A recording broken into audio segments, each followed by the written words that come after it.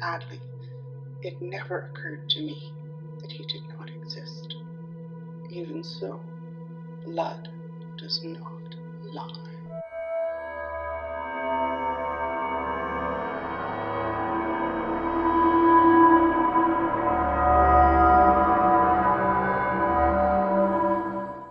Edwin, the coin. Just a few. Charlotte turned her head away from the small child at her feet. Just a few, she repeats, holding out her hand. Edwin's attention is engaged in the comings and goings of the street, watching the laborers, vendors, shoppers, and children as they went about their daily activities, the coats a bit worn, the shoes that did not fit, the hats that are sorely short of much adornment, each one the same color as the gray and brown of the shop walls, the pebbled street, and the slowly rotting wooden carts. Edwin shivers, pats his side pockets, and turns to Charlotte. Yes? Coins, Edward. I need a few for the children. Charlotte? Edwin passes the coins slowly, shaking his head in objection. Charlotte hands the coins to the small child, bending slightly, the front of her skirt dipping briefly into the thin stream of muck that runs along the gutters. Charlotte hands the child the few coins Edwin is willing to part with. David Hadley, she whispers. Do you know him, or where I can find him? It would be such a help. She smiles at the child, who returns her smile from its dirty face, cracked lips, and missing teeth. The child points down a small alleyway, almost hidden from the street by piles of boxes. Charlotte! Edwin looks down the alley. You can't be serious. He walks over to the boxes and pokes them with his boot. It's a veritable den of horror. A demigod himself would avoid the place. It's a violent absurdity. No one would set foot, not a single step, down such an ungodly path. It's just a street, she replies. It's small, to be sure, but not so small for the two of us. I think I can just see a shop sign, not that far off. Charlotte peers down the alley, hoping a sign or shop window would present itself. Please, I can't go alone. I need you. Charlotte takes Edwin's hand, rubbing her thumb against the soft downy leather of his glove. Just a bit further. We've come so far already. Edwin does not respond. He bends his head and lets Charlotte guide him between the boxes, the cracked and crumbling stonework, the trailing vines of periwinkle, stepping over the stream of questionable-smelling liquid that runs from the alley into the street. At first glance, it appears that they are two lovers walking to a dark spot, to illicitly kiss, to speak of thoughts unspoken in the company of a friend, to catch a moment apart from the requirements of class and dignity. Unless you look a little closer, and then the alley is just a bit too dark and dank, the lovers too far apart for a light grope, as it were. The moment does not last for long. Edwin, who's been holding his breath, takes a gasp of air and feels sick, the air foul, still, and thick. Charlotte, please, Edwin begs. Just stop. He grabs her arm, crushing the lace and imparting the design to her skin. It's just a name, something you saw on a small scrap of paper, and now you have us God knows where, just because some scrawny, dirty wisp of a child smiles at you and points you in this direction. Edwin holds a handkerchief up to his nose. Charlotte turns to look at Edwin, stifling her anger. Oh, Edwin, don't be so draconian. She smiles and lightly fingers the braid trim on the collar of his jacket, the rutted edges scraping her skin. It has to mean something.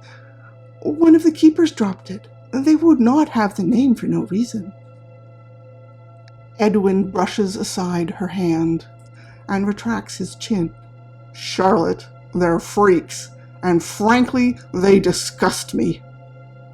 Charlotte stands on her tippy toes, reaching up to kiss him on the cheek. No, Edwin pushes her away. I have had enough. Your virtue be damned. Edwin brushes her away and takes a step back. No respectable woman would ask to enter such a place. Charlotte, this is folly, this obsession. Edwin steps further back, no longer within reach of Charlotte. If you choose to sully your good name, well, so be it. I won't tarry a moment longer. Madam, I take my leave of you. Without a word, Edwin flees, rushing down the alley, not looking back. Charlotte pauses for a second, watching him retreat down the alley. But curiosity, ever her friend, takes the upper hand, and Charlotte turns slowly from the last tendrils of sun that managed to pierce the oppression of the close alley walls and steps into complete shadow.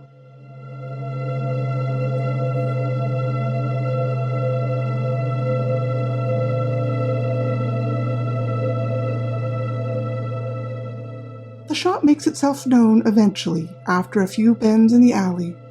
The dim light from the shop window is only able to see out a few inches from the window sill. Charlotte's eyes take a few minutes to adjust to the dim light as it is. She turns the rusty door handle, hears the squeaking hinges, and pushes the old wooden door. Watch and listen. See the blue. Watch the silver sparkle. Pass it along. Watch the sparkle. Pass it along. Is it her? Pass it along. Watch and listen. She's her. She's coming. See the blue. Watch the silver sparkle. Does she have it? Pass it on. Can't tell. Pass it along. Pass it along. Is it her? Can you see the blue? Does she have it? Can't tell. Pass it on. Pass along the question. Is it her? Is it her? Watch and listen. Shh. Is it her? Watch and listen. Hello? She thinks for a second that she can hear faint voices. Then she steps into the candlelit room. The voices disappear, and Charlotte finds herself alone, standing in front of the largest jumble of objects that she has ever seen. Tables, bookshelves, glass jars, some empty, some full, inhabiting every corner of the shop. Hello? A muffled reply emanates from a pile of rags that morphs slowly as an old man stands up from a nearby bench. There are lights in your window, Charlotte waffles just a bit. I hoped you might still consult with clientele. I'm always unengaged, if it means the chance of good banter, and maybe a sip. The old man stops, taking a closer look at the woman in the doorway. It's about David Adley. Charlotte starts to explain. Shut the door. You're letting too much light out. The old man slips past Charlotte to close the open door. I'm amazed, said the old man, looking at Charlotte with droopy eyes. You come to see me alone, unaccompanied. He leans forward, poking his stick where the grime has started to seep up Charlotte's skirt. Well, there is someone, but... And, the old man interrupts, you don't even have trousers. Never seen a jack track without trousers. Huh? Usually leather at that. Tell me, are you real? The old man starts to turn slowly and inch perfect in the small aisle between the benches. Charlotte's eyes widen. Her cheeks glow just a bit, but her voice is still caught at the base of her neck. Move with care. Charlotte looks around the candlelit shop, filled with shelves and benches piled high with glass and metal. That vial contains instant death. At its best, a thoroughly extraordinary melting of all parts. The small vial of yellow liquid, sitting in the corner of the workbench at her elbow, finally catches her attention, and she draws in both arms, her heart beating just a bit faster in her chest. I'm fully real, Charlotte finally stutters. That is, I am all real, or all the parts of me are all my own. No cogs or wheels deposited on me. She moves down the aisle, her eyes darting from side to side, her body squished as thinly as possible. I have been questioning anyone regarding the source of the name. They all led here. Or I followed a path from one person to the next, and that led me here. To me? The old man's voice slightly squeaked and high-pitched. Well, for a profound average sort of person, you seem learned in the trade, and by a long chalk, the only one to stop at my door for such a question. But you really should be leathered. The lack of leather is a gross oversight on your part. Charlotte let out a small breath while her mind darted about, looking for something to say. David Adley. Oh, a name to be sure. The old man disappears into the back reaches of the shop. It must mean something for the keepers to have it. Charlotte repeated the words spoken so often in the preceding 6 years. I mean, he must be someone of an importance. I just want to meet him. No! The man's voice booms from somewhere behind the unlit shelves at the far reaches of the room. No, you definitely do not want to meet him, my dear. That is a lie of colossal proportions. The keepers of time do not trade in men. No, yes, I do want to meet him. Charlotte moves towards the particularly dark corner of the shop. That is all that I have wanted. It has plagued me these many, many months. No, the old man repeats again. There should be truth between you and I, or your quest will shepherd you to nothing at all. Charlotte's mind, blank for the moment, provides her nothing else to say. You seek not the man, but the reason. The old man appears from behind a shelf, just steps away from where Charlotte stands. A small vial of something black and thick held out in his wrinkled, tanned fingers. And reasons are my main stock in trade. The old man draws back his hand quickly. But for a price.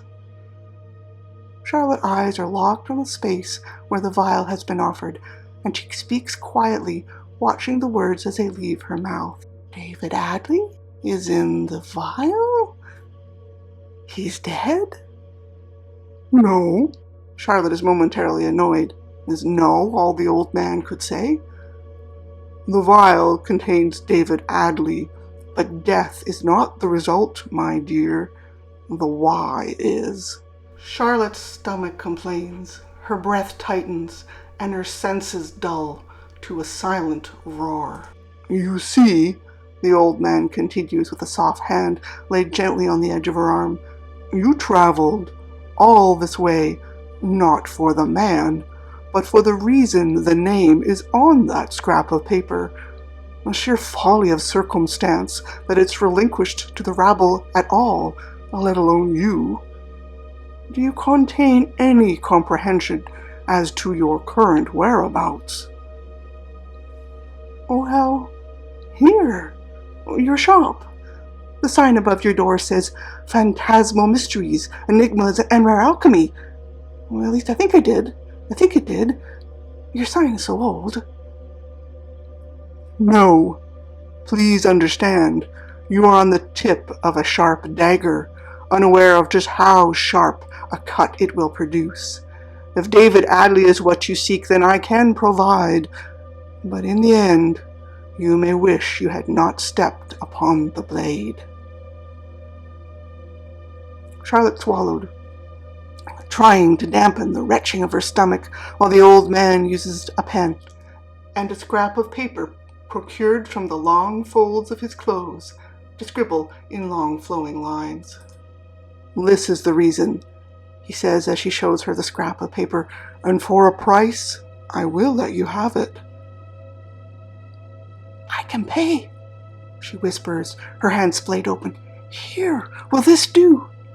Her eyelids lowered as she looked at the ring in her hand. An engagement? You pay with love? No, not an engagement. Unrequited. I will not miss it. It is a beautiful gem. Are you sure you can part with it? The old man peers through a dirty lens at the ring. I can. Its beauty was misplaced on me. Charlotte's eyes soften. Then David Adley is yours, as is my warning. Use it with cleverness and enlightenment. Its worth should not be wasted on triviality. Charlotte looks at the paper, following the lines as they flow across the surface, and inhaled deeply. Added avidly.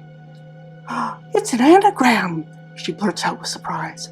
And then her eyes darken and her lips stretched thin and taut. It's a keeper's anagram. The old man hands her the vial while slipping the ring into the folds of his clothes. It's a long-forgotten skill, the pursuit of those before me, and a craft won over a multitude of years. True time is hard to make. A dash of keeper's blood freely given, a feather from a crow, few other items not so easily procured. The old man brushed the air with his hand as he slipped behind yet another bookcase. But none of that matters. It's yours now. I no longer want it or wish to know it. Charlotte tilts the vial, noticing the thick liquid moving from black to dark red as it thins out. She looks up after a time, the old man now gone. Charlotte gently pulls the stopper from the vial, hearing a slight squeaking sound as the cork rubs the glass. She bends her head to sniff the liquid, but cannot smell anything other than the musky shop and a slight burnt smell. She tilts the vial some more until the liquid creeps to the edge of the rim. And then everything changes.